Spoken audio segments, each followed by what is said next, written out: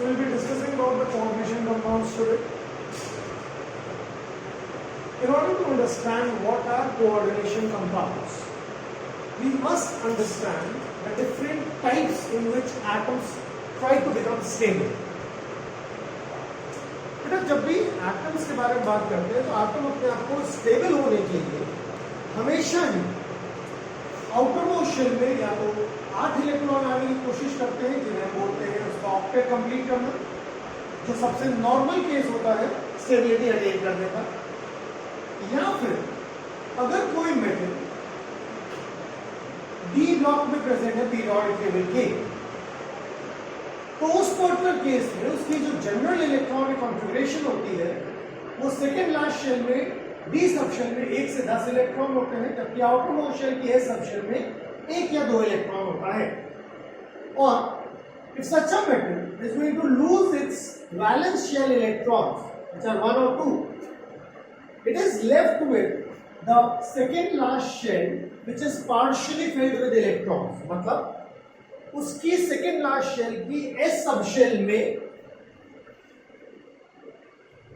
2 electrons होंगे, second last shell की P सब शेल में 6 इलेक्ट्रॉन्स होंगे और उसकी डी सब शेल में कुछ इलेक्ट्रॉन्स होंगे जिनका नंबर 1 से 10 तक हो सकता है। If the number of electrons are exactly 10, तो उस पर्टिकुलर केस में this shell will have 18 electrons और फिर ये थोड़ा स्टेबल होगी। लेकिन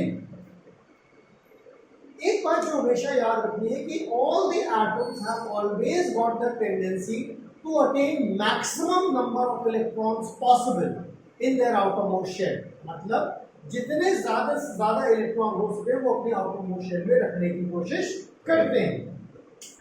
और सॉल्ट्स की अलग अलग कैटेगरीज अगर देखें, कंपाउंड्स की हम अलग अलग कैटेगरीज देखें, तो कैटेगरीज ऑफ कंपाउंड्स में हम कुछ एक नाम तो बहुत कॉमनली जानते हैं कि कोवेलेंट कंपाउंड्स है, कि इलेक्ट्रोवेलेंट या आयनिक कंपाउंड्स है,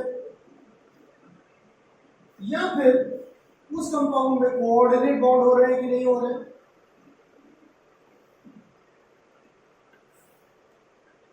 मतलब इन जनरल या तो इलेक्ट्रॉन की शेयरिंग हो रही होती है या ट्रांसफर हो रहा होता है। और मेटल्स के लिए बेसिकली बोल दिया जाता है कि मेटल अपने वैलेंस शेल के इलेक्ट्रॉन्स नॉन मेटल एटम को ट्रांसफर करता है और पॉजिटिवली चार्ज आयन बनाता है। That means it converts to form a cation. Normally ऐसा ही होता है and this tendency of metal to give electrons and form positively charge ions, I am sorry to say metal do not give electrons, metal से electron छीना जाता है। Metal do not give electrons. Ionisation energy पढ़ी आप लोगों ने, क्या होती है? The minimum amount of energy जो हमें एक एटम को देनी होती है उसमें से इलेक्ट्रॉन बाहर निकालने के लिए। मतलब क्या कि मेटल इलेक्ट्रॉन दे नहीं रहा, we are actually taking the electron away from metal atom. और एक चीज जो आपको और नहीं भूलनी चाहिए कि हर एटम की एक डेफिनेट इलेक्ट्रोनेगेटिविटी वैल्यू होती है। Every atom has a definite electronegativity value and if every atom has got the definite electronegativity value, मतलब it has the tendency to attract the electrons towards itself. अगर वहां वो electron attract कर रहा है, यानी मेटल एटम भी electron attract करता है, इसको इलेक्ट्रॉन मिलते नहीं। अगर जरूरत पड़ती है और अवेलेबिलिटी होती है तो metal will also be able to accept the electrons so that it can also attain the electronic configuration of next higher inert gas if possible. ये नॉर्मल केसेस में नहीं होता, एक एग्जाम्पल जो यहाँ पे इलेक्ट्रोवेलेंट कंपाउंड का था, इस इलेक्ट्रोवेलेंट कंपाउंड में अगर मेटल और नॉन मेटल आपस में कंबाइन होते हैं तो सॉल्ट बनता है। सॉल्ट में क्या होता है? एक तरीके का कैटायन होता है, एक तरीके का एनायन होता है, और ऐसे सॉल्ट को बोल देते हैं नॉर्मल सॉल्ट। कुछ सॉल्ट्स ऐसे होते हैं जिसमें दो नॉर्मल सॉल्ट सॉलिड स्टेट में एक दूसरे के साथ कंबाइन होते हैं। एग्जाम्पल लेते हैं हम पोटाश आयरन का, ध्यान से देखिएगा। ये है K2SO4 dot Al2SO4 whole thrice dot 24H2O। इसको जब पानी में डिसॉल्व करते हैं तो बनता है पोटेशियम आयन, बनते हैं एल्यूमिनियम आयंस और बनते हैं सल्फेट आयंस। मतलब जो भी कैटायंस इसमें प्रेजेंट थे वो अपना एग्जिस्टेंस एक्वस सॉल्यूशन में शो करेंगे।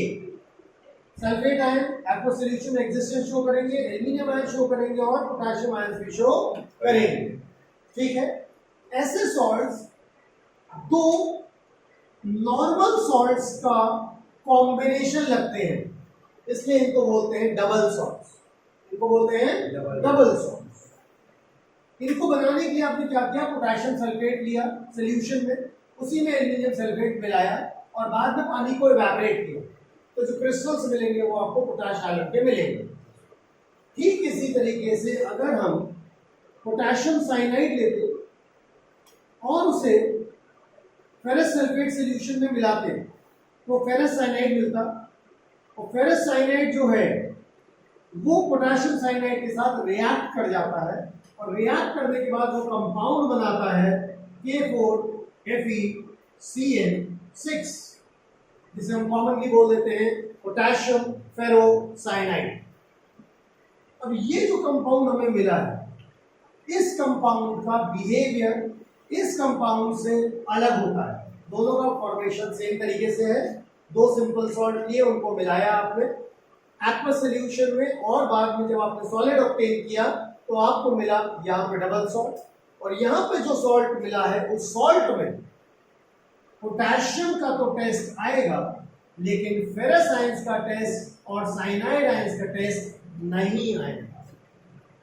मतलब यहाँ पे फेरस और साइनाइड अपनी आइडेंटिटी लूज कर चुके हैं, और जब इन्हें पानी में अब डिसॉल्व दोबारा किया जाएगा तो ये जब आयनाइज होंगे तो ये बनाएंगे 4 पोटेशियम आयन और एक FeCN6 negative ion ferrocyanide ion. इस तरीके का जो आयन बना है जिसमें मेटल एटम कंबाइंड है एनायंस से या ऐसे ग्रुप ऑफ एटम से जिन्होंने मेटल के साथ एक स्ट्रॉन्ग बॉन्ड बनाया हुआ है और जो अब आसानी से अलग नहीं होगा। तो ये एक नए तरीके का आयन है, ये एक नए तरीके का आयन है और इस आयन को बोलते हैं कॉम्प्लेक्स आयन। और हर वो कंपाउंड जिसमें इस तरीके का कॉम्प्लेक्स आयन होता है उस कंपाउंड को बोलते हैं कोऑर्डिनेशन कंपाउंड।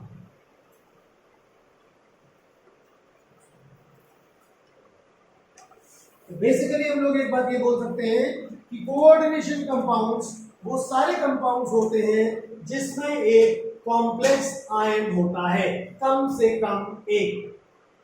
कॉम्प्लेक्स आयन दो भी हो सकते हैं लेकिन कम से कम एक कॉम्प्लेक्स आयन अगर होता है किसी भी कंपाउंड में तो हम उसे कोऑर्डिनेशन कंपाउंड बोल सकते हैं।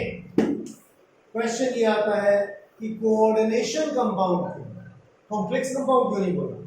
कॉम्प्लेक्स सॉल्ट है, कॉम्प्लेक्स आयन है, कॉम्प्लेक्स सॉल्ट बोल सकते हैं, लेकिन कोऑर्डिनेशन कंपाउंड बोलने की एक खास वजह यह है कि ये जो साइनाइड है यहां पर ये अपने लोन पेयर ऑफ इलेक्ट्रॉन्स इस आयरन के साथ शेयर करते हैं जिससे आयरन के पास और ज्यादा इलेक्ट्रॉन्स हो सके और उसकी स्टेबिलिटी बढ़ सके।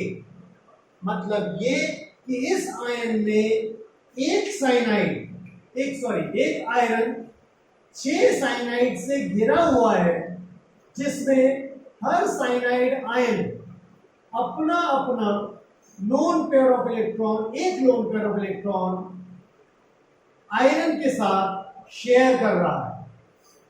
और जब वो ये काम कर रहा है तो आयरन इसमें एक्ट कर रहा है as the acceptor atom, is acting like an acceptor atom जिसमें carbon of cyanide is acting as donor atom. तो ये बन रहे हैं coordinate bonds. These are the coordinate bonds being formed by the cyanides with the iron.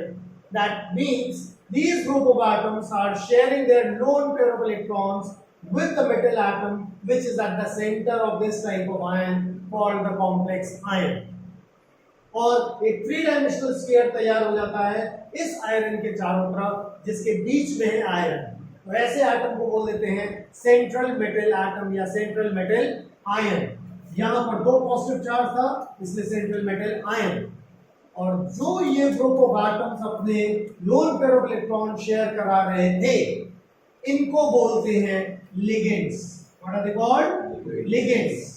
जबकि जो metal atom centre में था उसको बोलते हैं सेंट्रल मेटल एटम या सेंट्रल मेटल आयन। और ये जो थ्री डायमेंशनल एंटिटी तैयार हुई है एक आयरन के चारों तरफ उसको बोलते हैं कोऑर्डिनेशन स्फीयर।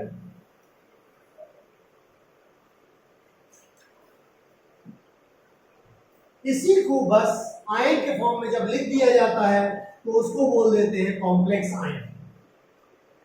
और अभी ये समझ में आया होगा कि अगर कॉम्प्लेक्स आयन है तो कोऑर्डिनेट बॉन्ड है, और अगर कोऑर्डिनेट बॉन्ड है जिससे मेटल एटम और लिगेंड्स आपस में कनेक्ट होकर कॉम्प्लेक्स आयन बना रहे हैं तो कंपाउंड को बोलेंगे कोऑर्डिनेशन कंपाउंड।